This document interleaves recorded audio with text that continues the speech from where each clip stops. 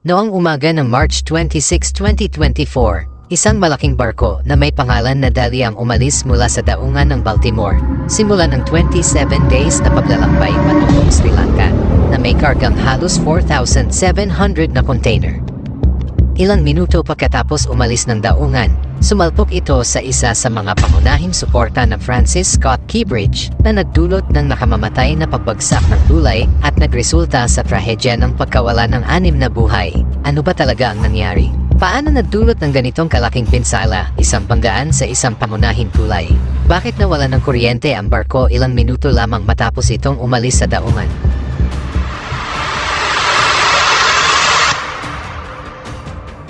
Sa video na ito, tatalakayin natin ng mas malalim ang mga dahilan na nagdulot sa pagbagsak ng Francis Scott Key Bridge at ang pag-shutdown ng isa sa pinakamalaking daungan sa US.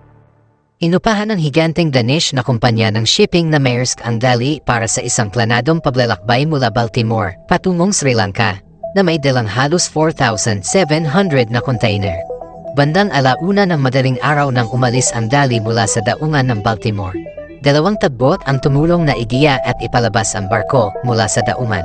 Matapos umalis ang mga tugboat, bumilis ang barko sa walang buhol, halos 9 miles per hour o 15 kilometers per hour, papalapit sa Francis Scott Key Bridge. Nang bandang 1:24 ng madaling araw, nawala ng kuryente ang barko at unti-unting nalihis mula sa kurso nito, papalapit sa pangunahing tulay.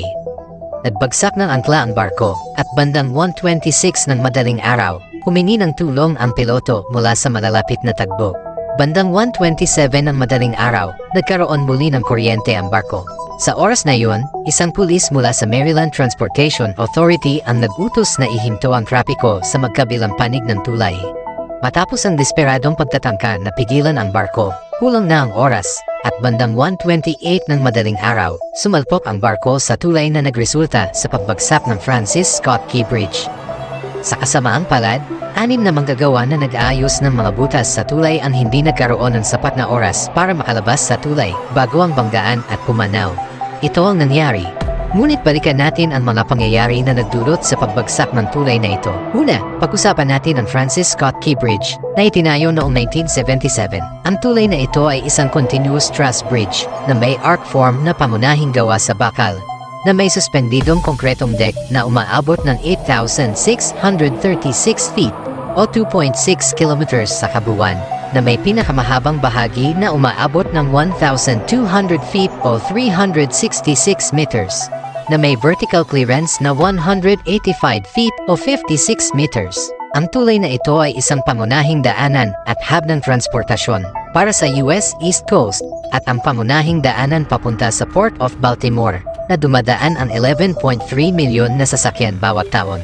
Ang pangunahing bahagi ng tulay na ito ay nakasalalay sa 4 na suporta sa bawat gilid ng mga waterways. Ang disenyo nito ay karaniwang ginagamit upang maabot ang malalaking distansya dahil sa magaan at epektibong paggamit ng mga materyales. Gayunpaman, ang ganitong uri ng tulay ay hindi dinisenyo upang maipamahagi ang mga bigat sa kaganapan ng pinsala sa isa sa mga pangunahing suporta nito. Kilala ang ganitong uri ng kulay bilang isang fracture critical bridge. Ibig sabihin, kung magkaroon ng sapat na pinsala ang isang bahagi, maaaring bumagsak ang buong istruktura. Ito ay dahil ang tulay ay gawa sa mahigpit na konektadong truss members. Ito ay makikita ng sumalpok ang dali sa tulay. Ang bigat ng bumagsak ng mga bahagi ng central span ay nagtulak sa malayong bahagi ng truss system na sa huli ay nagdala sa buong bahagi pababa. Hindi ito ang kaso para sa hindi truss na bahagi ng tulay. Ang mga girders ay simpleng sinusuportahan ng mga pier na hindi nagpapahintulot sa pinsala na kumalat sa iba pang bahagi ng tulay. Sa tinatayang 615 na tulay sa US, mga 17,000 ay fracture critical bridges na katulad ng Francis Scott Key Bridge. Sa kabilang banda, ang 2 pangunahing pier ng tulay na sumusuporta sa truss section ay hindi itinayo upang makayanan ang mga banggaan.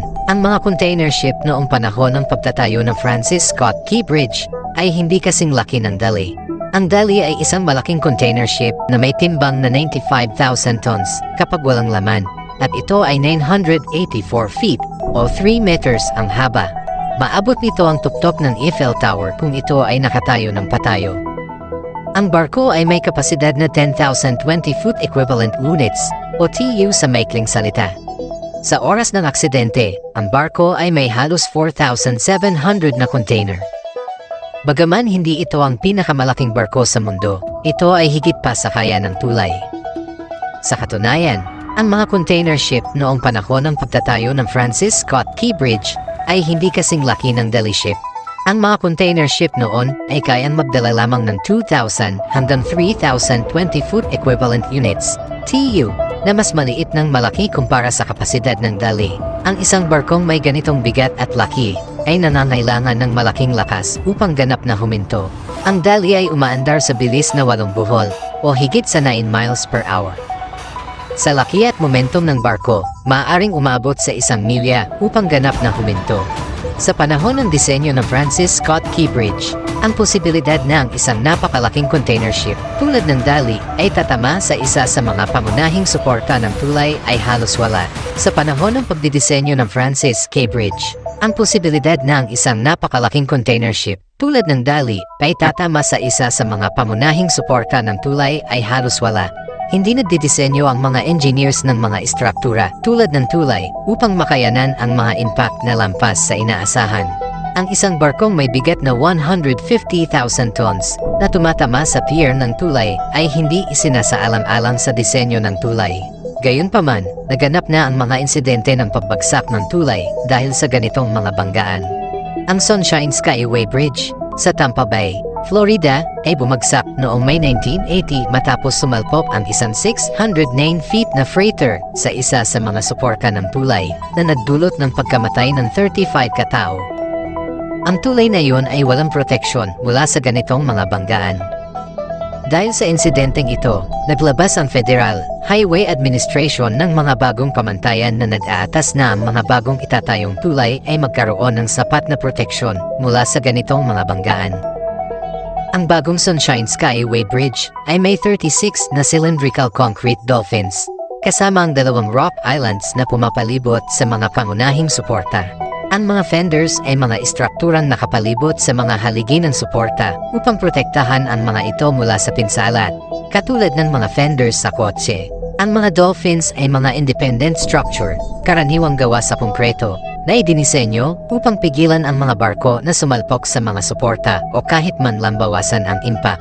Sa kasamaang palad, ang Key Bridge ay kulang sa isang matibay na protection sistema.